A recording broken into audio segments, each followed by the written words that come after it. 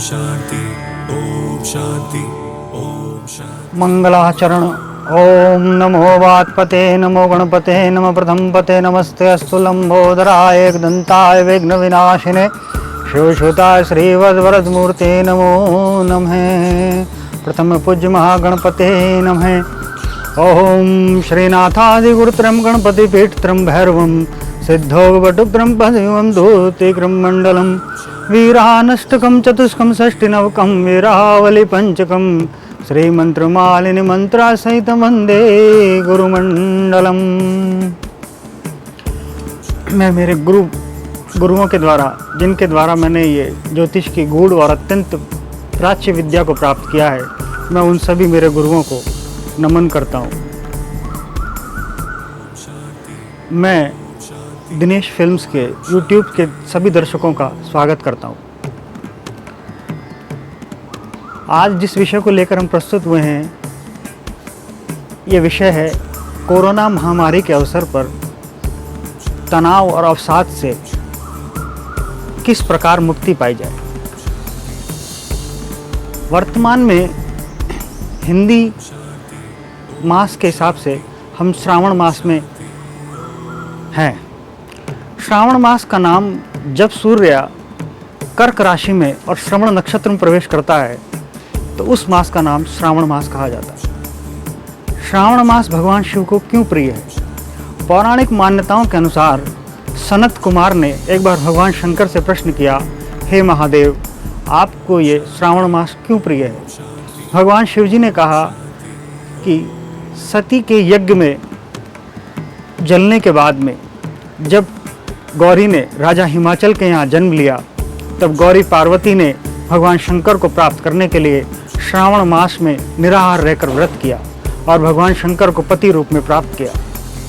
पार्वती के इस प्रकार कठोर और निराहार व्रत करने के कारण भगवान शिव को ही श्रावण मास अत्यंत प्रिय है। शिव जो अनादि हैं, अनंत हैं, जिनकी कोई सीमाएं नहीं है, जो त्रिदेवों के स्वामी हैं, जो संहार के देवता हैं, संहार से ही सृजन होता है। भगवान शिव जी महाराज पंच महाभूतों के स्वामी हैं। जल, अग्नि, आकाश, वायु, पृथ्वी, इन पंच महाभूतों के स्वामी भगवान शिव हैं। और वर्तमान समय में जो ये कोरोना महामारी का दौर चल रहा है, इसने मानव की भागती दौड़ती हुई जिंदगी को रोक के रख दिया है। कोरोना महामारी से पहले भागती दौड़ती जिंदगी में जहां मानव को विश्राम करने के लिए सिर्फ शनिवार या रविवार का दिन मिला करता था, अब कोरोना महामारी के कारण सारा विश्व ही थम सा गया है। चारों तरफ लोगों की व्यावसायिक संस्थानों से नौकरियां जा रही हैं, व्यावसायिक संस्थाएं बंद हो रहे हैं। और इस आर्थिक मंदी के दौर में जो भी व्यक्ति इस कोरोना महामारी से पीड़ित हो रहा है, या समस्त भारत के लोग या समस्त विश्व के लोग जो पीड़ित हो रहे हैं, वो अवसाद, तनाव और अनिद्रा की बीमारी से दौर से गुजर रहे हैं। इस कोरोना महामारी के दौरान कई बड़े बड़े फिल्म सितारे, सामान्य जन लोगों ने अवसाद और तनाव के कारण आत्महत्या जैसी घटनाएं घटित हुई हैं।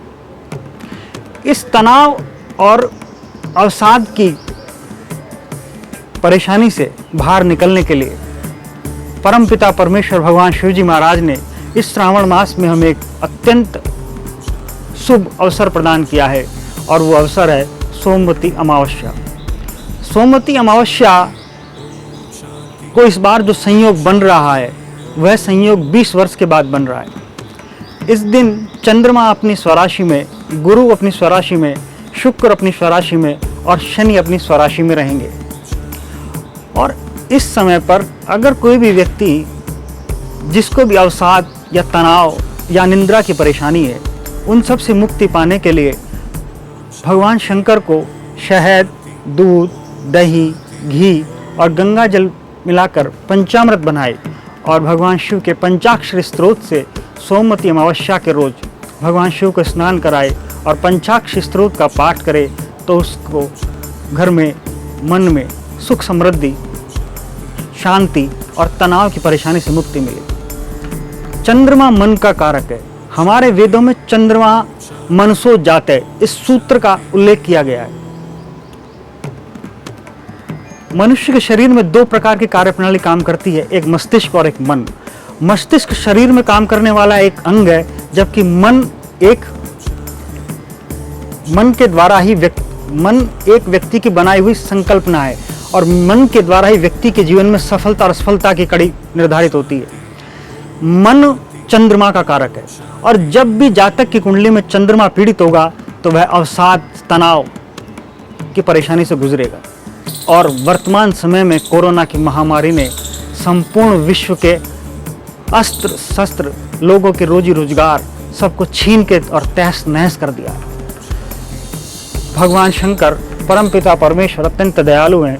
वो कहते हैं कि जब संसार सुखी होगा तो मैं सुखी होऊंगा और संसार अत्यंत दुखी होगा तो मैं अत्यंत दुख को महसूस करूंगा। इस प्रकार भगवान शिव को पंचामृत के द्वारा और पंचाक्षरी स्तोत्र के द्वारा जो भी व्यक्ति स्नान कराएगा या पाठ करेगा उसे अवसाद और तनाव की समस्या से मुक्ति मिलेगी। इसके अलावा जो व्यक्ति चंद्रमा के मंत्र का जाप करेगा उससे भी चंद्रमा की मजबूती प्रदान होगी और जातक को अनिद्रा की समस्या दूर होगी। और महामृत्युंजय के मंत्र का जाप करने से भी बल प्राप्त होगा। इसके अलावा जो भी व्यक्ति या जो जातक अपने पितरों की प्रसन्नता या अपने पितरों की कृपा चाहता है, सोमवती अमावस्या के दिन उनको शिव मंदिर में बुजुर्ग ब्राह्मण या किसी पात्र योग व्यक्ति को सफ़ेद तिलों का दान करना चाहिए।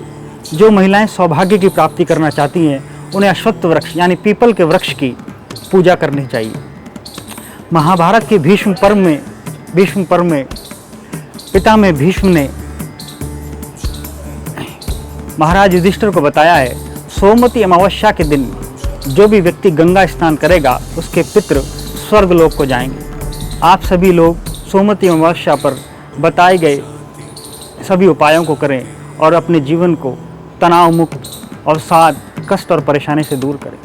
हमारे द्वारा इस चैनल पर हर रविवार को अत्यंत और अद्भुत, रोचक ज्योतिष और धर्म से जुड़ी हुई जानकारी दी जाएंगी।